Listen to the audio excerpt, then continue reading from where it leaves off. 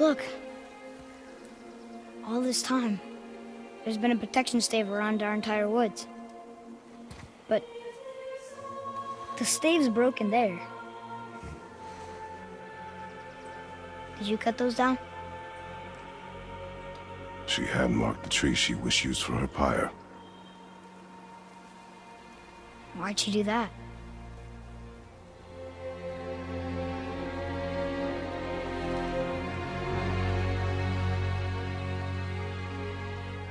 Come. No looking back now. Hello, welcome to another episode of Play This Game, and today we're reviewing the best game I have played in 2018 thus far, and that is 2018's God of War for PlayStation 4.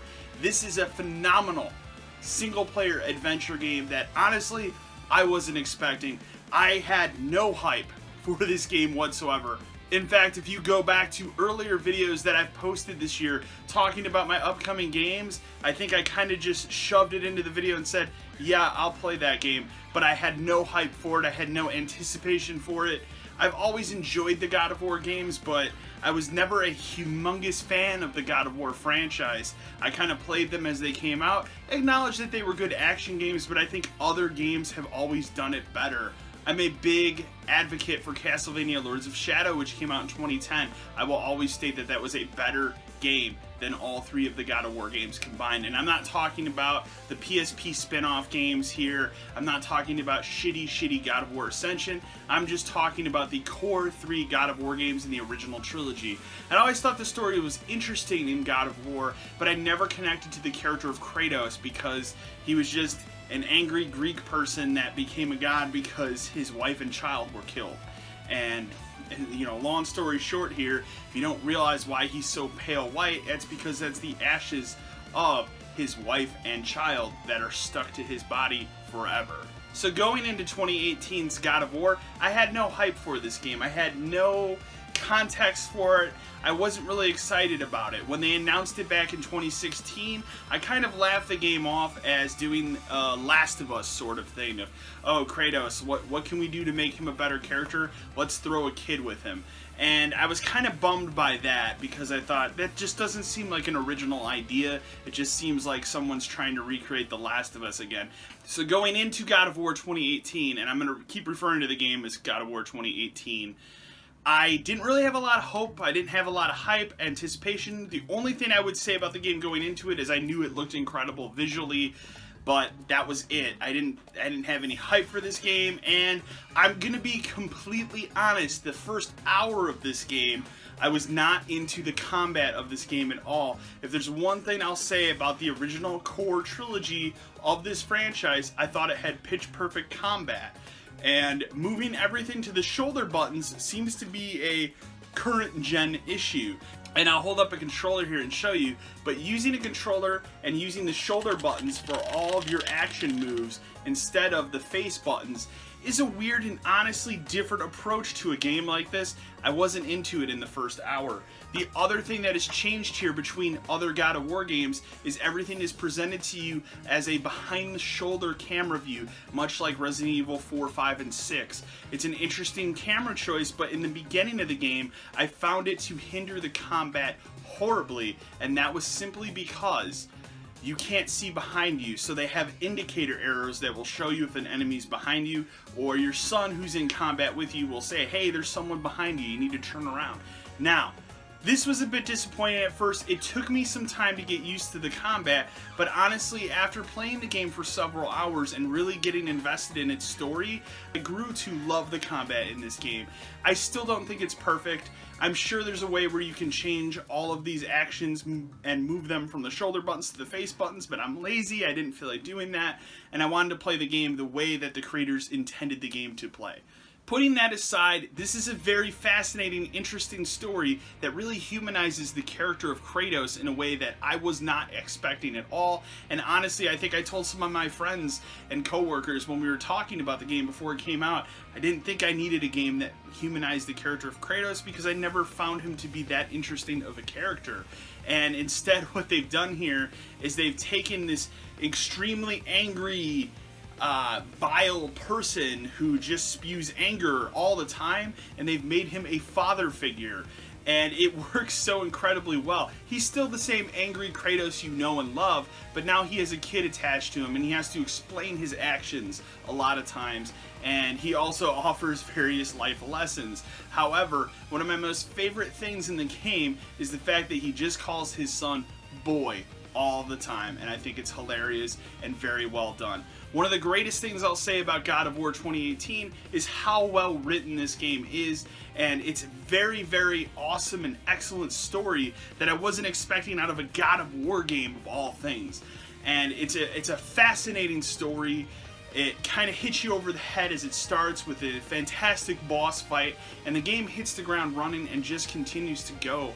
It's very incredible. So, very minor spoilers here, but basically what the setup of God of War 2018 is that Kratos left the Greek realm and he ended over into the Norse realm.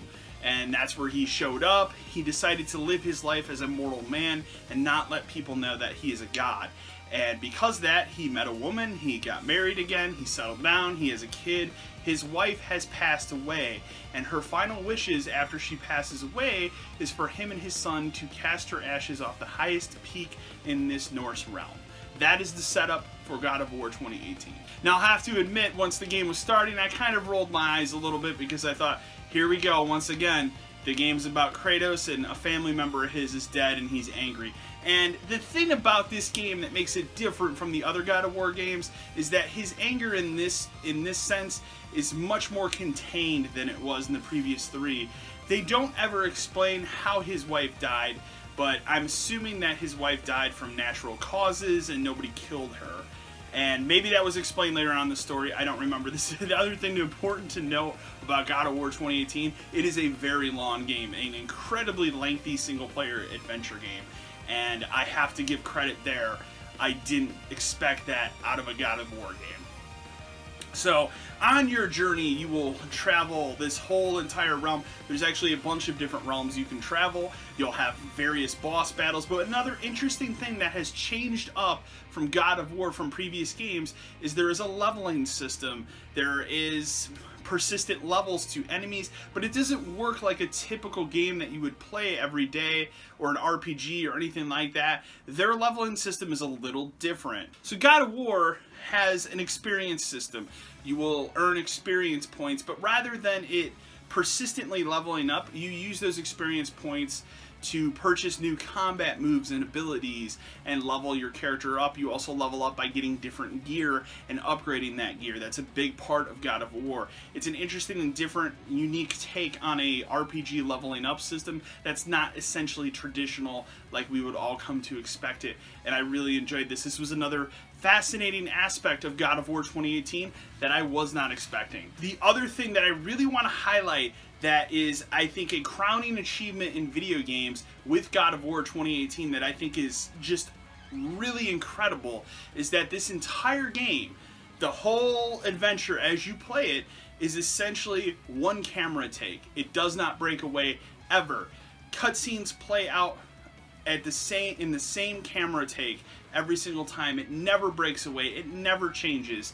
And it is a fascinating move, and it is an incredible achievement because we've never seen this in video games. Sure, we've seen this in some movies. Most recently, I think of Michael Keaton's Birdman, and it's an awesome, interesting idea, and I really think it is highlighted wonderfully. I have to point that out, as the film nerd in me thought that that was incredible in this game. So the story has its ups and downs. It's very interesting. I really don't want to spoil too much about the story of this game because I think it's fascinating. However, there's one dynamic in this game, and in order to talk about it, I have to spoil it. And unfortunately, it is a spoiler. So if you don't want to know about this, I'd say jump ahead about 30-45 seconds in the video. I will make it brief. However, you might see some footage of this in the game. So, once you climb the highest peak in the main Midgar realm, you will get to the top, and there is a god that has been stuck in a tree, and his name is, I think, Vimir. And a problem with this game is they're all Norse names, and they're kind of forgettable, unfortunately. This guy, you have to essentially, you need his eye to get to the heavenly realm, or the realm of giants, to get to the actual true highest peak of all the realms. And in order to do that, you need to take him from the tree. So you cut off this guy's head, and this interjects a dynamic in this game that really not only changes things, but adds another layer of the excellent writing, the excellent script in this game, and the comedic timing with this character is excellent and perfect, and it adds a great dynamic to the story of this game, because now as you're running around, you have Vymir's severed head that is either attached to your hip, or when you get in the boat with your son, he sets the head next to him, and he'll tell you stories and tales of this realm. He'll also interject when you're in combat and everything. It's really fascinating, and I loved every aspect of it. It added a very, very awesome dynamic to this game that I was not expecting. And it's not early in the game either. I'd say it's about maybe 5-6 hours into the game before this character is introduced to you, depending on how you're playing the game. And that's another point that I want to get to here. So, end of spoilers on that.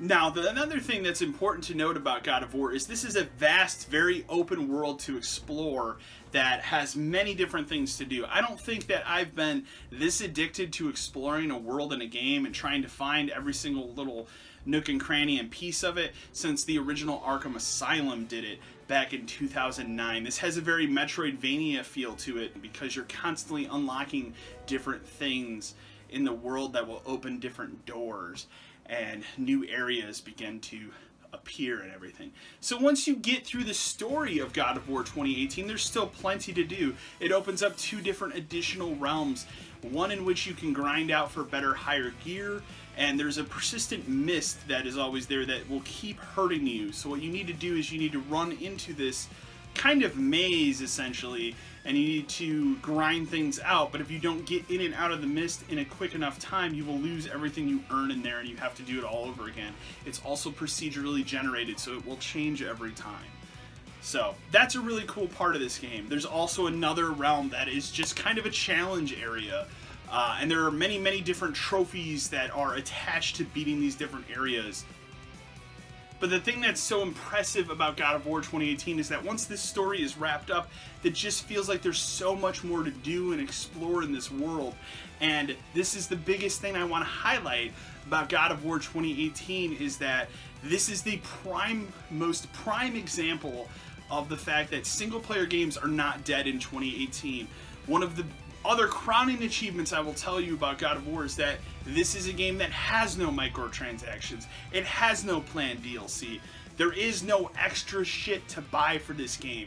It is literally just a single player game. You walk into a store, pay your money, get home, and play it from beginning to end without any other arbitrary bullshit. And I have to give credit where credit's due on that.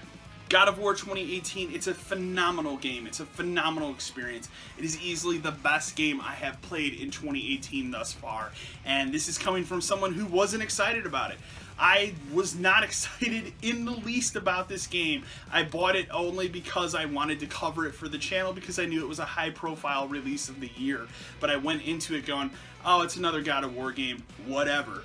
And I came out of it singing its praises because it offers so many different and unique things that I wasn't expecting, especially out of a God of War game of all things. I think this is a phenomenal achievement in modern gaming that I think everybody that owns a PlayStation 4, hell, if you don't own a PlayStation 4, go out and buy this game. It is incredible. It is a fascinating world to explore. Honestly, other than a few minor gripes, I don't really have much more negative things to say about 2018's God of War. I think it's going to be awesome to see what happens next. It easily opens the door for a sequel. Hopefully, it doesn't take another 5 years to get a God of War sequel. So, to give this game a letter grade today, I'm giving this game a letter grade of an A. I think this is an awesome game. I think it's definitely worth your time. It's one of the best games I've played in 2018. It is the best game I've played in 2018 thus far, and we're in May now. God of War 2018, highly, highly recommended you go out, you put whatever you're playing down right now, and you go out and you get this game and experience it. Thank you so much for watching my channel. I hope you guys remember to like, share, and subscribe to the channel. And as always, until next time.